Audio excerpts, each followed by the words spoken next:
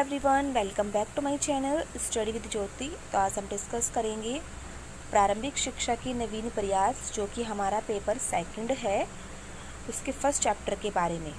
प्रारंभिक शिक्षा के सार्वभौमिकरण हेतु संवैधानिक प्रावधान एवं प्रतिबद्धताएं, तो इसके बारे में हम जानेंगे। और ये जो चैप्टर है ये एग्ज़ाम के पॉइंट ऑफ व्यू से 101 मोस्ट इम्पॉर्टेंट है, हर बार क्वेश्चन आता है एग्ज़ाम में। तो इसके बारे में जानते हैं। सबसे पहले ये जान लेते हैं कि सार्वभौमिकरण होता क्या है। सार्वभौमिकरण जो शब्द है इसको इंग्लिश में कहते हैं यूनिवर्सलाइजेशन। जो यूनिवर्सलाइजेशन शब्द है इसका जो प्रयोग किया था सबसे पहले वो इंग्लैंड में किया गया था। इंग्लैंड में प्राथमिक शिक्षा को अनिवार्य एवं निःशुल्क किया गया, तो उनका उद्देश्य ये था कि पूरे देश में निःशुल्क एवं अनिवार्य शिक्षा प्रदान करना, तो जिसको उन्होंने यूनिवर्सलाइजेशन शब्द कहा है। वहीं पर जो सार्वभौमिकरण है या फिर यूनिवर्सलाइजेशन है, इसका जो अर्थ है वो भी व्यापक हो गया है। जो हमारा भारत है, भारतीय संविधान अनुच्छेद 45 के निर्देशानुसार राज्य संघ के अंतर्गत 10 वर्ष के अंतर्गत 14 वर्ष तक के बालक, यानी कि 6 साल से लेकर के जो 14 साल तक के बच्चे हैं, उनको 100% निःशुल्क एवं अनिवार्य शिक्षा प्रदान करना ही सार्वभौमिकरण है।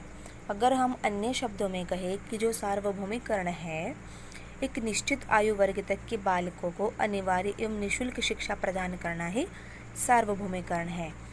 आई होप आपको समझ आया होगा। अब हम पढ़ लेते हैं इसके बारे में डिटेल से।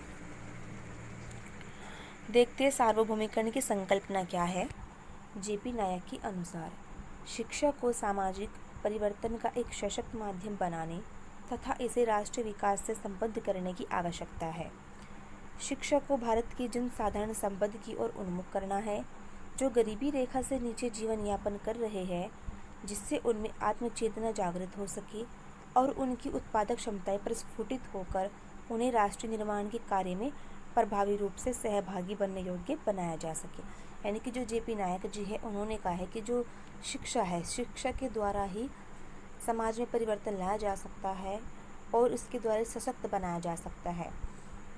और जो गरीबी रेखा के नीचे जो जीवन यापन करने वाले हैं, अगर उनको शिक्षा प्रदान की जाए तो उनमें आत्मचेतना की जागृति होती है और वो भी जो उनकी उत्पादक क्षमता है वो भी प्रस्फुटित होती है, जिससे कि वो भी राष्ट्रीय निर्माण कार्य में हेल्प करते हैं। आई होप आपको समझ आया होगा। अब चलते हैं नेक्स्ट, देख लेते प्राथमिक शिक्षा के सार्वभौमिकरण के उद्देश्य क्या क्या है। तो पहला उद्देश्य है इसमें ज्ञान अर्जन का उद्देश्य। नेक्स्ट है इसमें बौद्धिक एवं मानसिक विकास का उद्देश्य, यानी कि जो सार्वभौमिकरण है इसके द्वारा बौद्धिक एवं मानसिक विकास भी होता है। नेक्स्ट है इसमें शारीरिक विकास का उद्देश्य। सार्वभौमिकरण का एक ये भी उद्देश्य है कि ये शारीरिक विकास करता है। नेक्स्ट है नैतिक एवं चारित्रिक विकास का उद्देश्य। नेक्स्ट है सांस्कृतिक विकास का उद्देश्य। नेक्स्ट है इसमें सामाजिक कुशलता के विकास का उद्देश्य। सामाजिक कुशलता मीन्स यानी कि जैसे कि समाज में किस प्रकार से रहना है, किस प्रकार से बिहेवियर करना है, ये सब सामाजिक उद्देश्य में। नेक्स्ट है इसमें व्यक्तित्व के सर्वांगीण विकास का उद्देश्य। और नेक्स्ट है इसमें जीविकोपार्जन का उद्देश्य। तो ये थे कुछ उद्देश्य प्राथमिक शिक्षा के। अब चलते हैं नेक्स्ट। अब देख लेते हैं सार्वभौमिकरण की आवश्यकता एवं महत्व। तो पहला है इसमें साक्षरता प्रसार के लिए जो सार्वभौमिकरण है वो आवश्यक है। नेक्स्ट इसमें दैनिक जीवन की आवश्यकताओं की पूर्ति के लिए भी आवश्यक है। नेक्स्ट है स्व शिक्षा के लिए भी सार्वभौमिकरण आवश्यक है। नेक्स्ट है व्यक्ति के विकास के लिए सार्वभौमिकरण आवश्यक है। नेक्स्ट है राजनीतिक जागरूकता के लिए। और नेक्स्ट है इसमें जनतंत्र को सफल बनाने के लिए। और नेक्स्ट है इसमें सामाजिक समानता और सामाजिक न्याय की भावना में सहायक है क्या, सार्वभौमिकरण। नेक्स्ट है सांप्रदायिकता के विनाश के लिए आवश्यक है। ये थे कुछ सार्वभौमिकरण की आवश्यकता एवं महत्व। आई होप आपको समझ आया होगा। अब चलते हैं नेक्स्ट। भारतीय संविधान में शिक्षा की प्रतिबद्धताएं क्या है, बहुत ही इम्पोर्टेंट है एग्जाम के पॉइंट ऑफ व्यू से। तो उसमें देख लेते हैं। हमारे संविधान के निर्माताओं ने शिक्षा के महत्व को समझकर संविधान के भावाचार राज्य की नीति निर्देशक तत्व में वर्णन किया है, जो निम्न प्रकार से है। यानी कि जिन्होंने हमारा संविधान बनाया है, जो निर्माता है, उन्होंने शिक्षा के महत्व को समझकर संविधान के भावाचार को राज्य के नीति निर्देशक तत्व में शामिल किया है, जो कि निम्न प्रकार से है। देखते इसमें अनुच्छेद 21A, तो ये संविधान के भाग 3 में है। अनुच्छेद 21A के अंतर्गत जो 6 से लेकर के 14 साल तक के बच्चे हैं उनको निःशुल्क एवं अनिवार्य शिक्षा का प्रावधान है। देखते इसमें संविधान के 86वें संशोधन अधिनियम 2002 के द्वारा अनुच्छेद 21 के अंतर्गत एक नया अनुच्छेद 21A जोड़कर बच्चों को निःशुल्क तथा अनिवार्य शिक्षा प्रदान करना मौलिक अधिकार में सम्मिलित हो गया। यानी कि जो 86वें संशोधन हुआ 2002 में, तो उसमें अनुच्छेद 21 के अंतर्गत अनुच्छेद 21A जोड़ा गया, जिसमें निःशुल्क तथा अनिवार्य शिक्षा प्रदान करने का मौलिक अधिकार शामिल हो गया। इस अधिकार को प्रभावी बनाने के लिए संसद ने 4 अगस्त 2009 को बच्चों को निःशुल्क और अनिवार्य बाल शिक्षा का अधिकार अधिनियम 2009 पारित हो गया। बहुत इम्पोर्टेंट है। नेक्स्ट इसमें राष्ट्रपति के अनुमोदन के बाद 27 अगस्त 2009 को इसे भारत के राजपत्र में प्रकाशित कर दिया गया। इसके साथ ही हर एक बच्चे को शिक्षा का मौलिक अधिकार कानूनी रूप से प्राप्त हो गया। आई होप आपको यहाँ तक समझ आया होगा। अब चलते हैं नेक्स्ट अनुच्छेद 28(1). देखते इसके अंतर्गत क्या है। तो राज्य द्वारा पूर्णतः पोषित किसी शिक्षा संस्था में धार्मिक शिक्षा नहीं दी जाएगी। यानी कि जो भी राज्य द्वारा पूर्णतः पोषित विद्यालय है उनमें धर्म से संबंधित कोई भी शिक्षा नहीं दी जाएगी। अब देखते हैं नेक्स्ट अनुच्छेद 29(1). तो क्या है 29(1) में, भारत के राज्य क्षेत्र अथवा उसके किसी भाग के निवासियों के किसी विभाग को अपनी विशेष भाषा, लिपि या संस्कृति बनाए रखने का अधिकार होगा।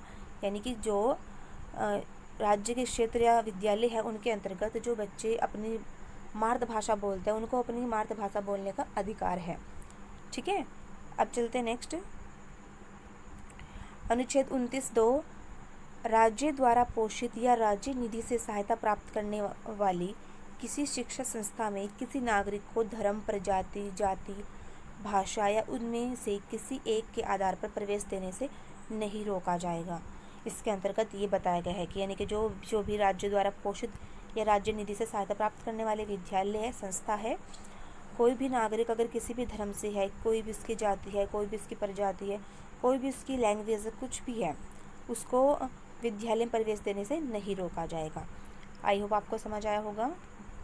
अब देखते हैं अनुच्छेद 30 में, शिक्षण संस्थानों की स्थापना, प्रशासन करने का अल्पसंख्यकों अधिकार। देखते हैं अनुच्छेद 45 के अंतर्गत बच्चों के लिए अनिवार्य एवं निःशुल्क शिक्षा की व्यवस्था की गई है। राज्य की संविधान के प्रारंभ से 10 वर्ष की अवधि के भीतर सभी बालकों को 14 वर्ष की आयु तक निःशुल्क एवं अनिवार्य शिक्षा देने के लिए उपबंध करने का प्रयास करेगा। यानी कि जो अनुच्छेद 45 है इसमें जो बच्चों के लिए अनिवार्य एवं निःशुल्क शिक्षा की व्यवस्था की गई है।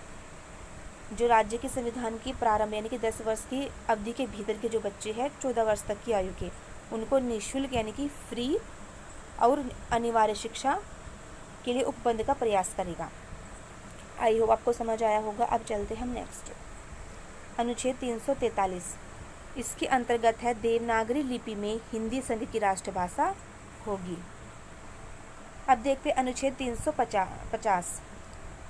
प्रत्येक राज्य के बच्चों को प्राथमिक स्तर पर अपनी मातृभाषा में शिक्षण प्राप्त करने की पर्याप्त सुविधाएं प्रदान करने का प्रावधान करेगा। यानी कि जो बच्चे हैं प्राथमिक शिक्षा ग्रहण करना चाहते हैं तो वो अपनी मातृभाषा का प्रयोग कर सकते हैं, तो उसके लिए उनको सुविधाएं प्रदान करेगा। क्या? अनुच्छेद 350।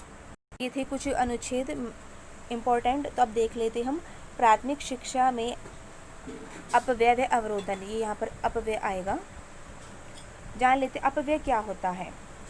अपव्यय से हमारा तात्पर्य प्राथमिक शिक्षा पूरी किए बिना ही बच्चे को विद्यालय की किसी भी कक्षा से हटा लेना ही अपव्यय है। यानी कि जो बच्चा है वो प्राथमिक शिक्षा ग्रहण कर रहा है लेकिन उसे किसी भी कक्षा से हटा लिया जाए तो ये अपव्यय कहलाएगा। अब देखते अवरोधन क्या होता है। किसी बच्चे का एक ही कक्षा में 1 वर्ष से अधिक रोका जाना ही अवरोधन है। अब देखते हैं नेक्स्ट, समवर्ती सूची में दिए गए विषयों पर केंद्र और राज्य दोनों सरकार को नीति एवं कानून बनाने का अधिकार है। यानी कि जो समवर्ती सूची है इसमें जो कानून बनाने का अधिकार है वो राज्य सरकार को भी है और केंद्र सरकार को भी है। अब देख लेते हैं कुछ मुख्य बिंदु। 86वें संविधान संशोधन 2002 ने संविधान के खंड का, इसको ए भी बोलते हैं, जोड़ा जिसमें 6 से लेकर के 14 वर्ष की आयु के बच्चों को निःशुल्क और अनिवार्य शिक्षा प्रदान करना मौलिक अधिकार बना दिया गया। ठीक है, कौन से संविधान संशोधन के अनुसार? 2002 के खंड का के अनुसार मौलिक अधिकार तथा 6 अगस्त 2002 को 4 अगस्त 2009 को अधिनियम के रूप में पारित हो गया। यानी कि ये बताया गया है कि जो 86वां संविधान संशोधन हुआ 2002 ने खंड का जोड़ा गया। ठीक है, जो 6 वर्ष से लेकर के 14 साल तक के बच्चे हैं उनको फ्री में और अनिवार्य शिक्षा प्रदान करना ये मौलिक अधिकार बना दिया गया तथा 4 अगस्त 2009 को अधिनियम के रूप में ये पारित हो गया। आई होप आपको समझ आया होगा। अब चलते हैं नेक्स्ट। इस अधिनियम के अंतर्गत केंद्र और राज्य सरकार के दायित्वों का निर्धारण दिया गया है। नेक्स्ट इसमें बच्चों के दाखिला या प्रवेश के संबंध में स्कूल और शिक्षकों के दायित्व भी निर्धारित किए गए हैं। तो ये था कुछ महत्वपूर्ण। आई होप आपको वीडियो पसंद आई होगी, और अगर आपको वीडियो अच्छा लगता है तो वीडियो को लाइक, शेयर एंड सब्सक्राइब करना ना भूलें। Thanks for watching. मिलते हैं नेक्स्ट वीडियो में। Take care.